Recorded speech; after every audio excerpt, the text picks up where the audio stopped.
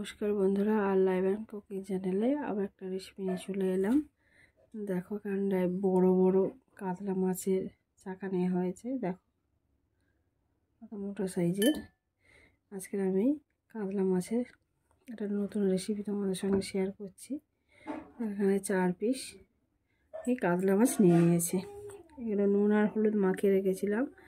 রান্নাটা একটু পরে করব বলে সেজন্য সকালে নেওয়া হয়েছিল, কেটে আমি নুন হলুদটা মাখিয়ে রেখেছিলাম। এবারে দেখো কি কি মশলা এর মধ্যে মেশাই। দেখো টক দই দিয়ে দিচ্ছি 2 চামচ, 2.5 চামচের মতো। দেখো বন্ধুরা, হলুদ গুঁড়ো কিছুটা দিয়ে দিচ্ছি, 1/2 চামচেরও কম, যেহেতু আগে একটু হলুদ মাছে মাখানো ছিল সেই জন্য অল্পই দিলাম। এবার লঙ্কার গুঁড়ো দিয়ে দিচ্ছি 1/2 চামচেরও কম। বন্ধুরা কাশ্মীরি লঙ্কার গুঁড়ো দিয়ে দিচ্ছি 1/2 চামচ। জিরে গুঁড়ো দিচ্ছি 1/2 চামচ। সামান্য লবণ দিয়ে দিচ্ছি, আগে যেহেতু লবণ দেওয়া ছিল সামান্যই দিয়ে দিচ্ছি। চার মশলা 1/2 চামচ দিয়ে দিচ্ছি। গরম মশলার গুঁড়ো দিয়ে দিচ্ছি 1/2 চামচ এরকম। এবার সব মাছগুলোকে এই মশলাগুলো দিয়ে মাখিয়ে রাখে প্রায় 10 মিনিট আমি রেখে দেবো। দেখো ভালো করে মাখাতে হবে বন্ধুরা।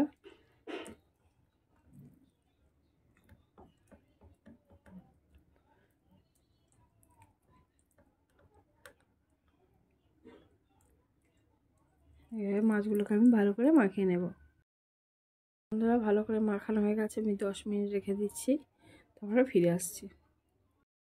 গ্যাসে প্যান বসিয়ে দিয়েছি, প্যানটা গরম হয়ে গেলে মাছগুলোকে আমি ভেজে নেব। বন্ধুরা খেয়াল রাখতে হবে প্যানটা যেন খুব ভালোভাবে গরম হয়ে যায়। দেখো একটু সর্ষের তেলে করবো রান্নাটা।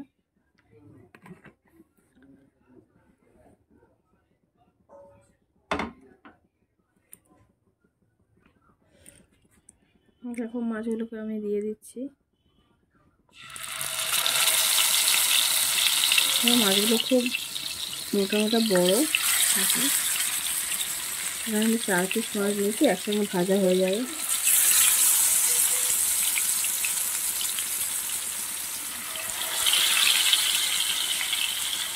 মাছগুলো 1 পিস ভাজা হয়ে গেলে আর 1 পিস আমি ভেজে নেব।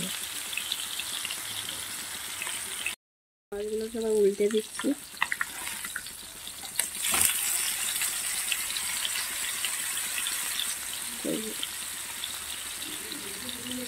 খুব বেশি ডিপ ফ্রাই করার দরকার নেই, তবে উল্টে পাল্টে ভালো করে একটু ভেজে নিতে হবে, যেহেতু আর পিসগুলো মোটা মোটা নেওয়া হয়েছে সেই জন্য। বাকি মাছগুলোকে একইভাবে আমি উল্টে দেবো। আমরা দেখো মাছগুলো একটু সময় নিয়ে ভাজতে হবে। দেখো অনেকটাই ভাজা হয়ে এসছে, তো একটু বাকি আছে, একটু ভালো করেই ভাজতে হবে।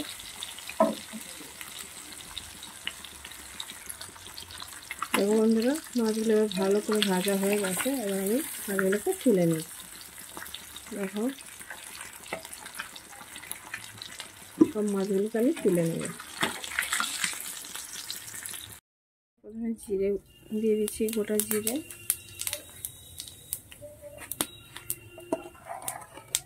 তারপর পেঁয়াজ বাটাচ্ছি, পেঁয়াজ বাটাটা দিয়ে দিচ্ছি। সেগুলো আমি ভেজে নেবো। আমি আর কোনো তেল দিই, সেই মাছ ভাজার তেলেই রান্নাটা করছি বন্ধুরা।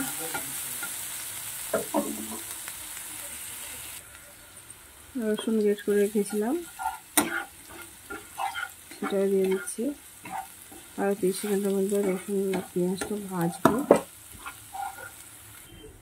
এখন আদা বাটা ছিল, আদা বাটা দিয়ে দিচ্ছি 1 চামচের মতো। দিয়ে আরও 1 মিনিট মতো আমি সব মশলাগুলোকে ভেজে নেব।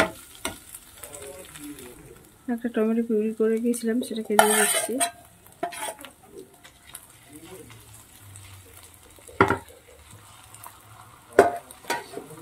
আর টমেটোটা 30 সেকেন্ড আমি ভেজে নেব। সামান্য লবণ দিয়ে দিচ্ছি বন্ধুরা।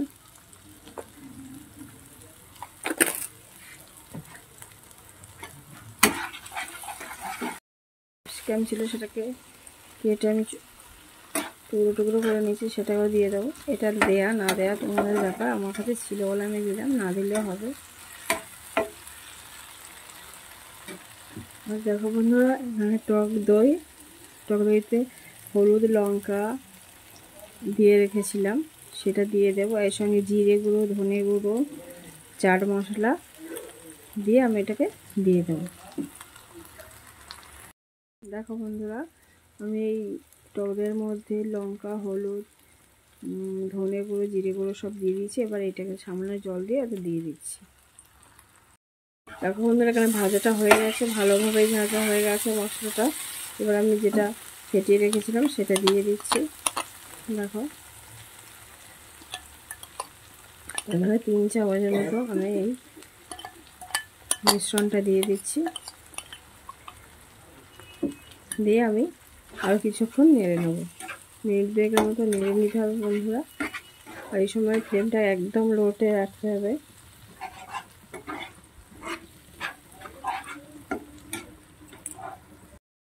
দেখো মশলাটা ভাজা হয়ে গেছে, আমি সামান্য চিনি দিয়ে দেবো, দিলে ব্যালেন্সটা খুব ভালো হয়। সামান্য, দেখো একদম সামান্য চিনি দিয়ে দিলাম। আর কিছুটা কসুরি মেথি দিয়ে দেবো, ক্র্যাশ করে নেব।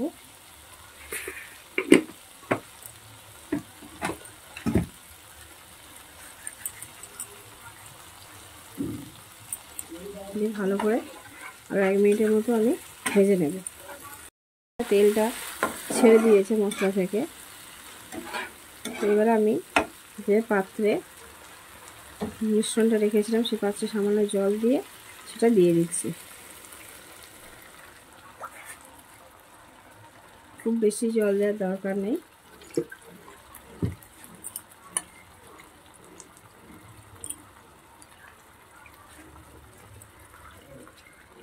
দেখো একদম এই পরিমাণ জল দিলাম। এবারে গ্যাসের ফ্লেমটাকে আমি মিডিয়ামে করে দিচ্ছি। বন্ধুরা, গ্রেভিটা ফুটতে আরম্ভ করে দিয়েছে। এবার ভেজে রাখা মাছগুলোকে আমি দিয়ে দেবো।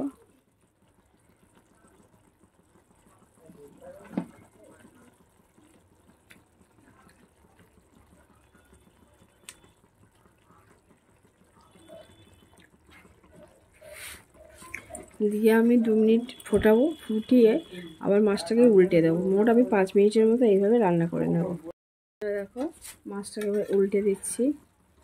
খুব সাবধানে করতে হবে বন্ধুরা এটা, উল্টানোর কাজটা, যাতে মাছগুলো ভেঙে না যায়।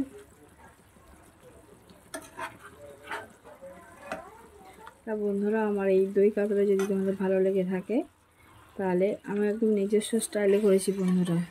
তাহলে অবশ্যই লাইক, কমেন্ট, শেয়ার, সাবস্ক্রাইব করে দিবে। আর যারা নতুন বন্ধু আছে অবশ্যই পাশে থাকবে। আর সর্বোপরি পুরো ভিডিওটা তোমরা দেখবে, দেখে কমেন্ট করো বন্ধুরা। দেখো এবার ধনেপাতা কুচিয়ে রেখেছিলাম সেগুলোকে দিয়ে দিচ্ছি। এখন যেহেতু ধনেপাতা অ্যাভেলেবেল তাই বোতল একটু বেশি দিয়েছি।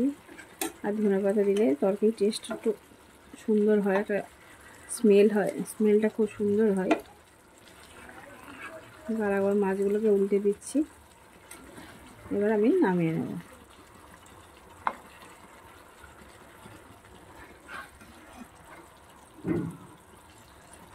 বন্ধুরা, আজকের রেসিপি আমার এই পর্যন্ত। আবার অন্য কোনো রেসিপি নিয়ে তোমাদের সামনে চলে আসবে। ততক্ষণ তোমরা ভালো থেকো, সুস্থ থেকো। আর দেখার অনুরোধ রইল পুরো ভিডিওটা।